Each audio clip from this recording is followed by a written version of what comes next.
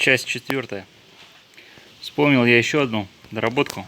Это когда я первые разы выезжал на нем, то у меня на ногах часто проявлялись синяки. То ноги ударялись вот тут об острый угол, относительно острый.